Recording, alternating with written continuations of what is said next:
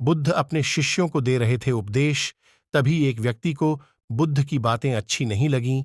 वह उठा और बुद्ध का अपमान कर दिया। बुरी बातों को बार बार याद करने से हमारी परेशानियां बढ़ती हैं, मन अशांत होता है। इसीलिए दुख देने वाली बातों को भूलकर आगे बढ़ना चाहिए। इस संबंध में गौतम बुद्ध का एक प्रसंग प्रचलित है।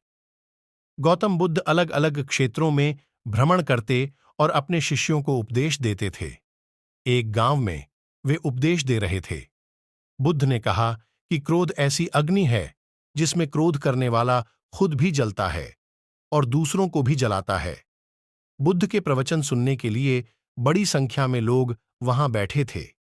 उन लोगों में बहुत गुस्से वाला एक व्यक्ति भी बैठा हुआ था।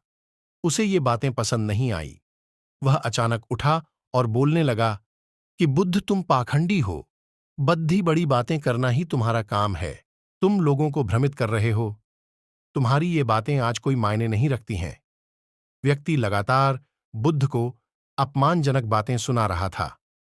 वहां बैठे सभी लोग ये देखकर हैरान थे कि बुद्ध ये सब शांति से सुन रहे थे, लेकिन कुछ बोल नहीं रहे थे। क्रोधी व्यक्ति बुद्ध को शांत देखकर और ज्यादा क्रोधित हो गया। वह बुद्ध के पास गया और उनके मुंह पर थूककर वहां से चला गया। घर पहुंचकर क्रोधी व्यक्ति का मन शांत हुआ तो उसे अपने की पर बहुत पछतावा हुआ।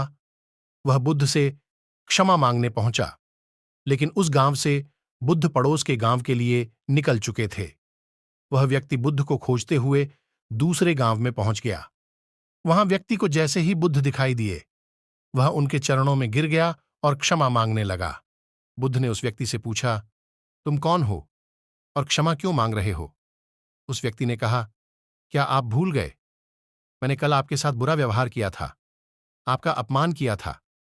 बुद्ध ने कहा, बीता हुआ कल मैं वहीं छौड़ीडेडियाच आया हूं और तुम अभी भी वहीं रुके हुए हो। तुम्हें गलती पर पछतावा है।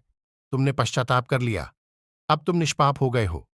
बुरी बातें याद करते रहने से हमारा आज बर्बाद हो जाता है। इस आदत की वजह से भविष्य भी बिगड़ सकता है।